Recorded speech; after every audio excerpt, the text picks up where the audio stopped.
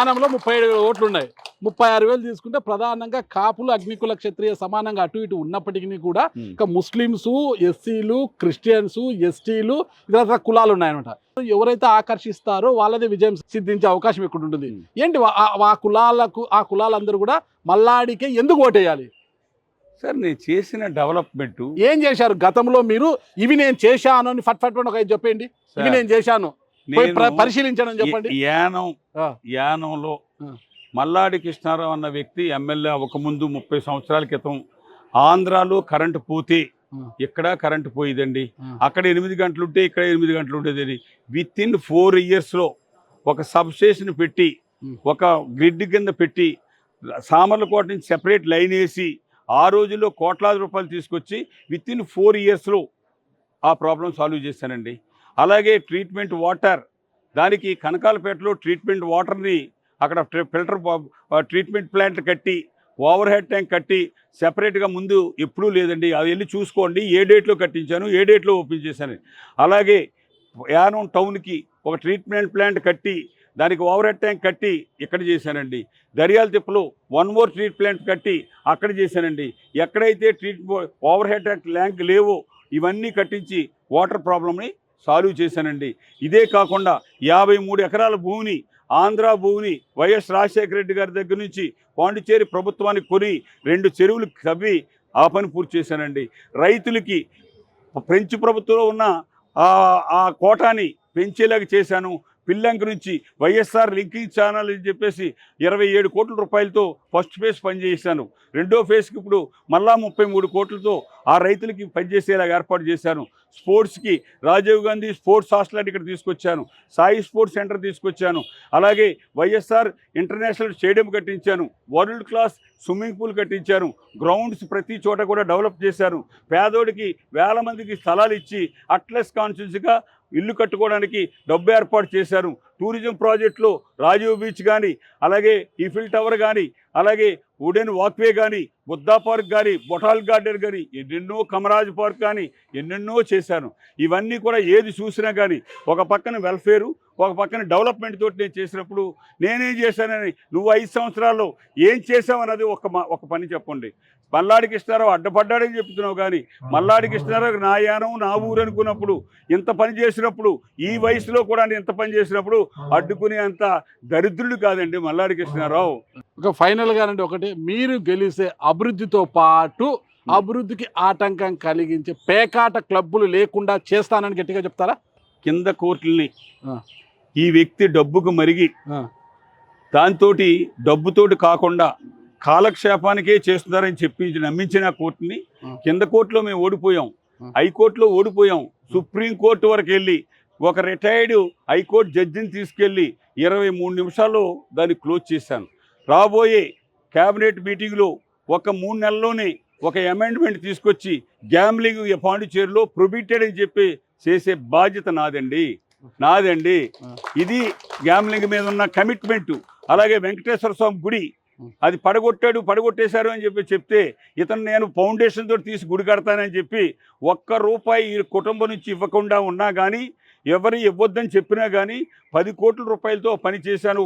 ఇంకో 10 కోట్ల రూపాయలతో పుష్కరాలకు ముందుగానే ఆ గుడిని అద్భుతంగా ఉండేలాగా చేస్తానండి.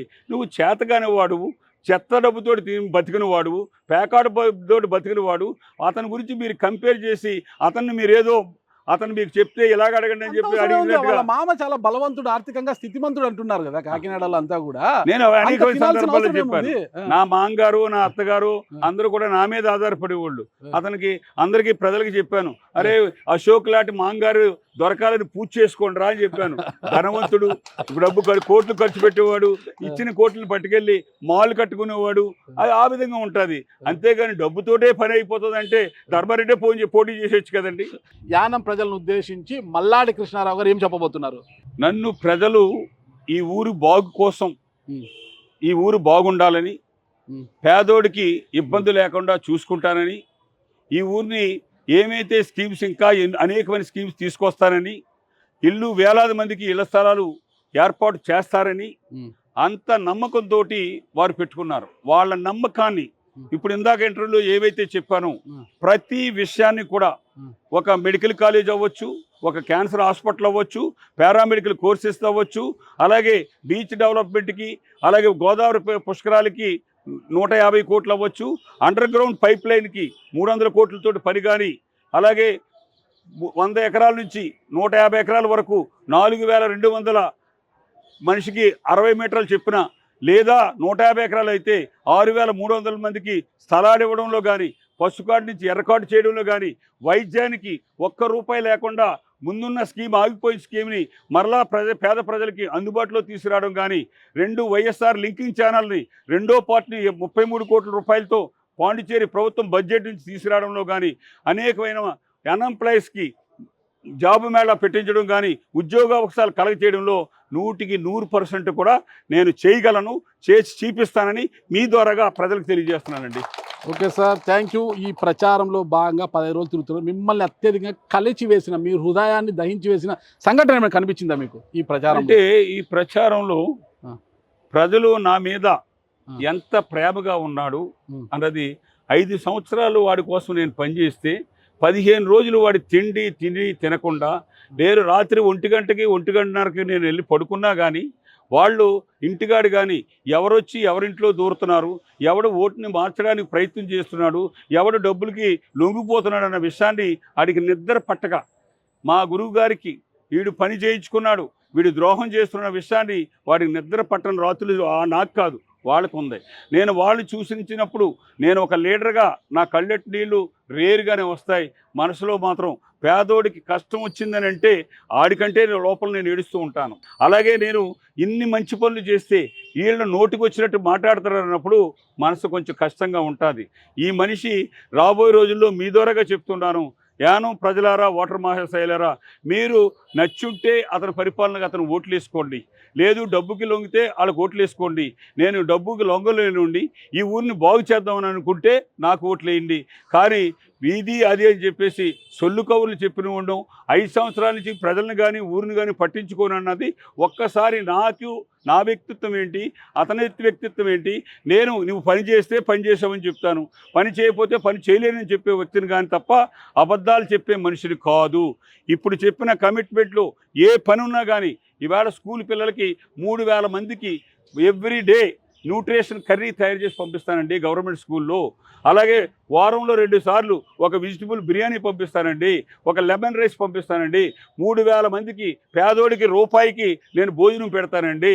ఇన్ని ఒక NGO ద్వారాగా ఇతరులు మిత్రుల సహకారంతో ఇన్ని సంవత్సరాలకి 29 సంవత్సరాల నుంచి ఆయన విమర్శించారు. లక్షలు సంపాదిస్తున్నాడు, కోట్లు సంపాదిస్తున్నాడు, కాంట్రాక్టర్ కమిషన్లు, పేకాట క్లబ్బులు అన్నారు కదా. మరి మీకున్న వ్యాపారాలు ఏంటి, ఇన్ని సర్వీసెస్? నేను ఇవన్నీ నా సొంత డబ్బు ₹1 లేదండి. నాకున్న మంచి పేరుతో CSR నిధుల నుంచి నా స్నేహితులు హై పొజిషన్లో ఉండి ఫారిన్ కంట్రీలో ఉన్న వాళ్ళు, కంపెనీ వాళ్ళు పెట్టుకుని బాగుపడిన వాళ్ళు డబ్బుతోటి తప్ప నా డబ్బుతోటి చేశానని నేను చెప్పట్లేదండి. చేసే మనస్తత్వం నా దగ్గర ఉంది, నాకు సహకరించే మనుషులు ఉన్నారు.